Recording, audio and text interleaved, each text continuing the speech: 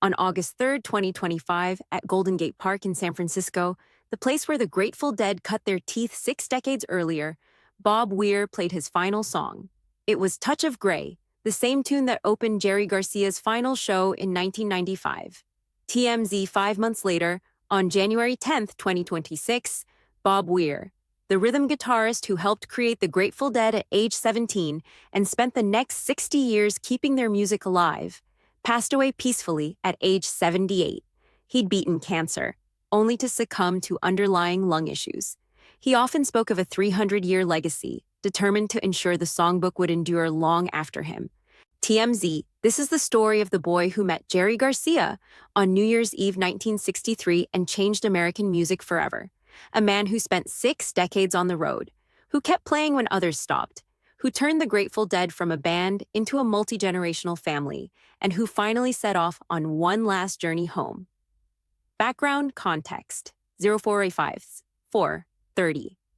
Born in San Francisco in 1947 to college student parents who later gave him up for adoption, he suffered from undiagnosed dyslexia and was expelled from almost every school he attended.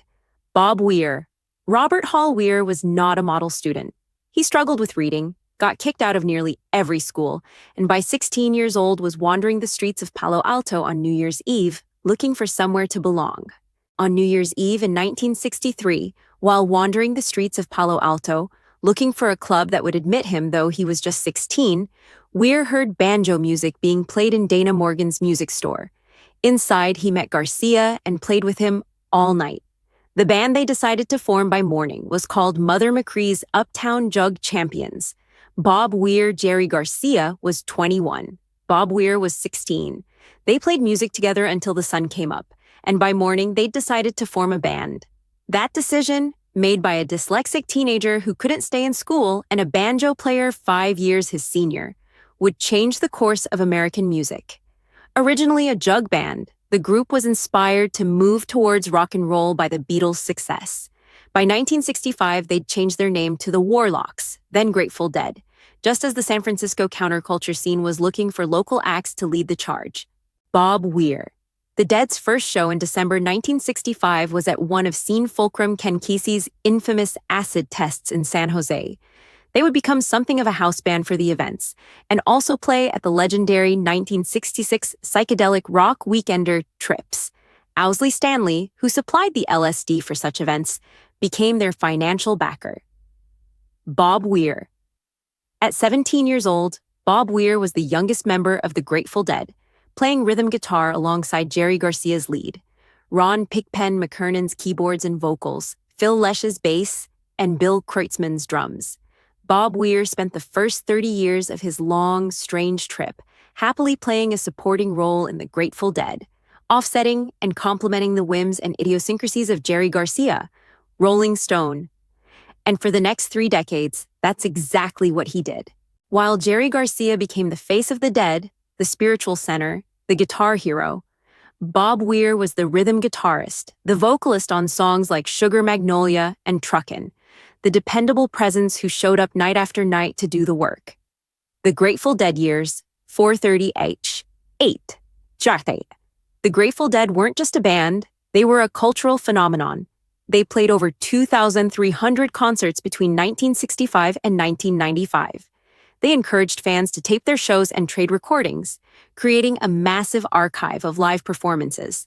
They built a devoted following called Deadheads, who followed them from show to show, creating a traveling community unlike anything in rock and roll. Blame that somewhat on John Perry Barlow, the childhood friend who became Weir's lyricist after Robert Hunter washed his hands of the guitarist around 1971.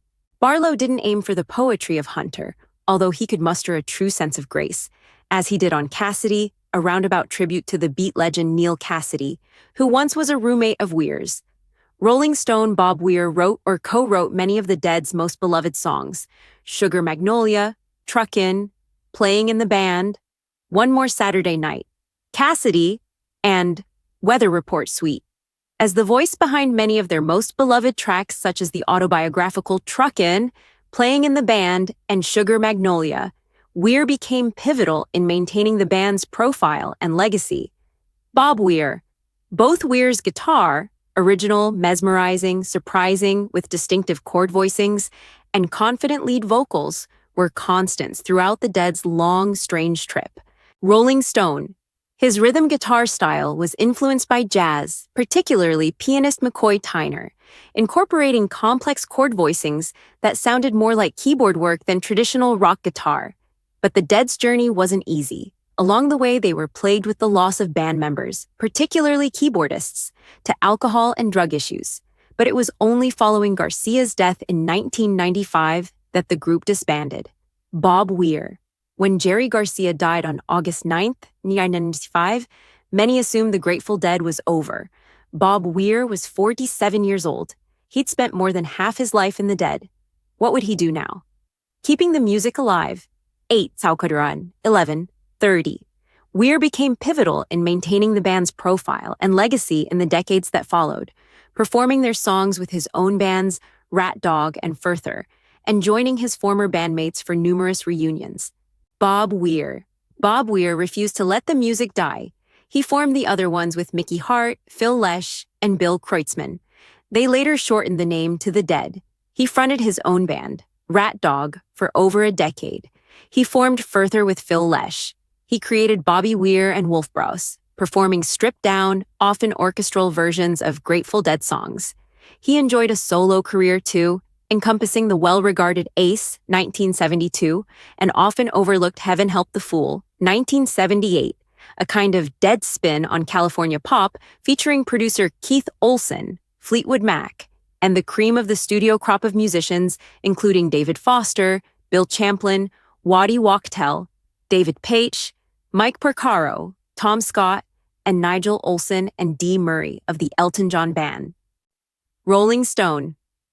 In the meantime, Weir released a third and final solo album, Blue Mountain, in 2016, played with Lesh as Bobby and Phil, and formed a trio called Wolfbros with Don Was and Jay Lane in 2018.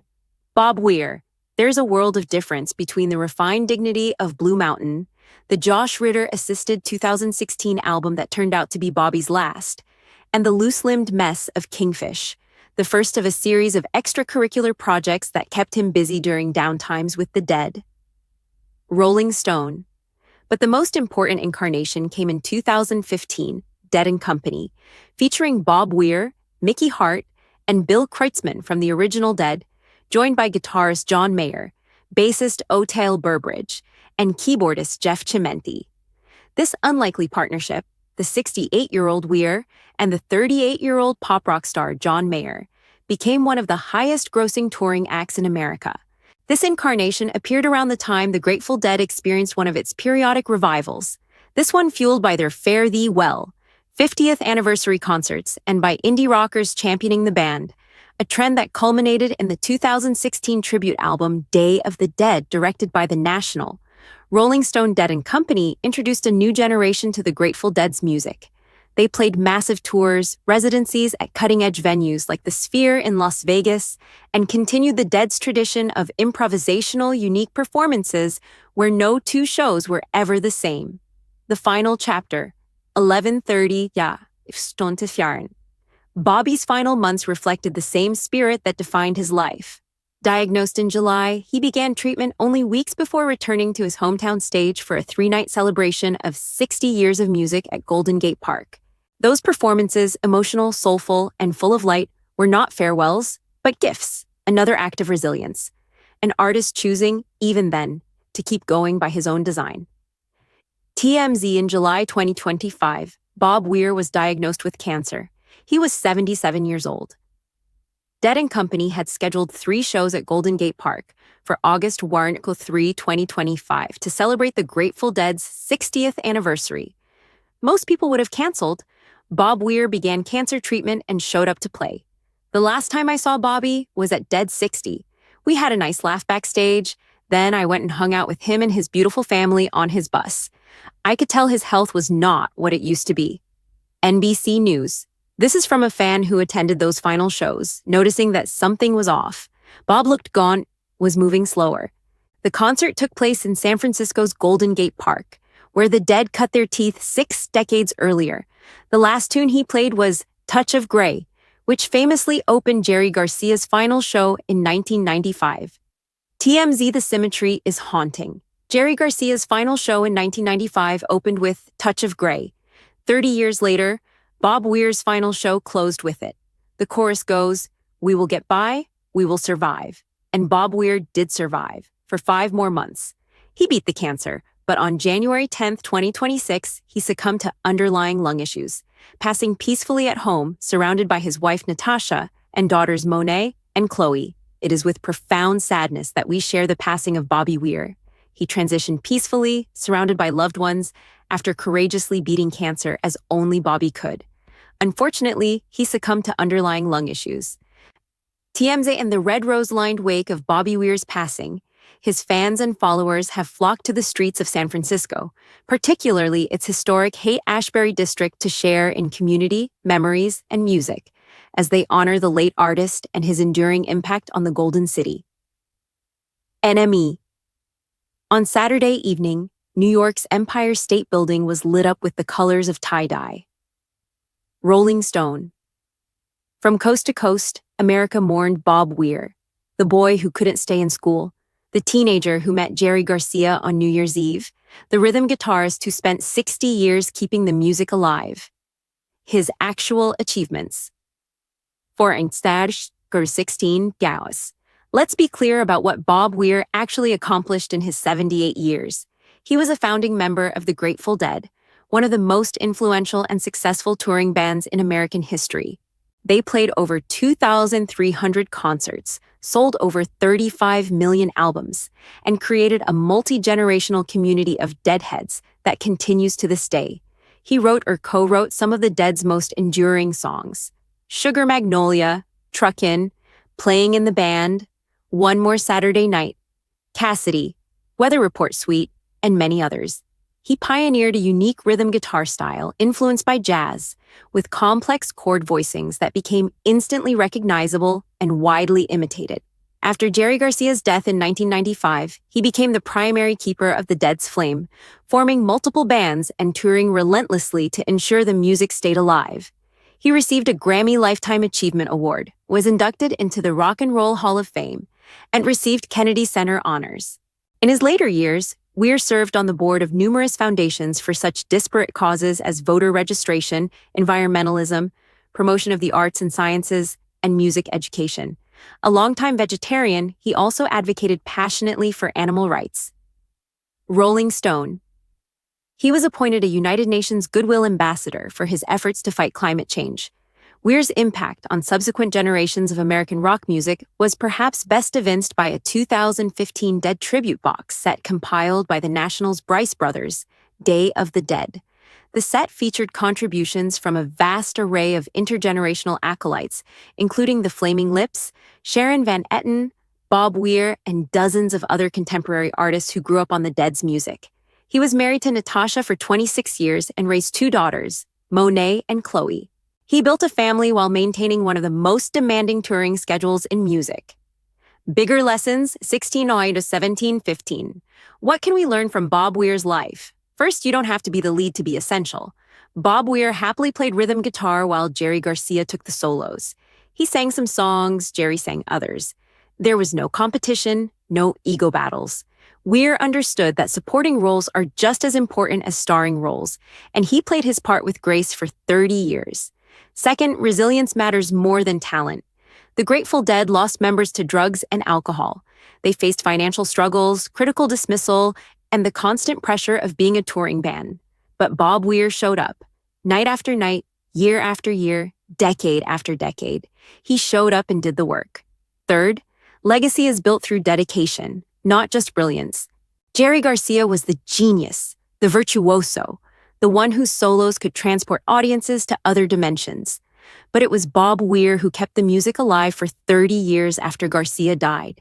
It was Weir who ensured that new generations would discover the Dead. Brilliance creates moments. Dedication creates legacy. Fourth, community is more valuable than commercial success. The Grateful Dead never had a #1 hit. They were rarely on mainstream radio, but they built a community, the Deadheads, that has endured for 60 years. Bob Weir understood that creating connection was more important than chasing hits. Finally, keep playing until you can't. Bob Weir was diagnosed with cancer in July 2025. He could have retired, focused on treatment, spent his final months at home. Instead, he began treatment and showed up to play 3 shows at Golden Gate Park. Because playing music wasn't what Bob Weir did, it was who he was. Conclusion 1715, 18. And so we send him off the way he sent so many of us on our way, with a farewell that isn't an ending but a blessing. TMZ, his family wrote. Bob Weir died on January 10, 2026, at age 78. He'd spent 60 years on the road, more live performances than perhaps any other musician of his stature. He'd beaten cancer only to succumb to lung issues. He'd outlived Jerry Garcia by 30 years and used every one of those years to keep the music alive. There is no final curtain here, not really, only the sense of someone setting off again. He often spoke of a 300-year legacy, determined to ensure the songbook would endure long after him. May that dream live on through future generations of deadheads. TMZ Bob Weir met Jerry Garcia on New Year's Eve 1963. They played music together until the sun came up. 62 years later, on a Saturday night in January 2026, Bob Weir set off on one final journey. Not an ending, but another beginning. The music doesn't stop, the community doesn't dissolve. The songs will be played for generations to come. Sugar Magnolia, Truckin', Playing in the Band, Cassidy, Touch of Grey. We will get by. We will survive. TMZ Bob Weir did. And through his music, his legacy, and the family he created, he always will. Fare thee well, Bobby. See you down the road.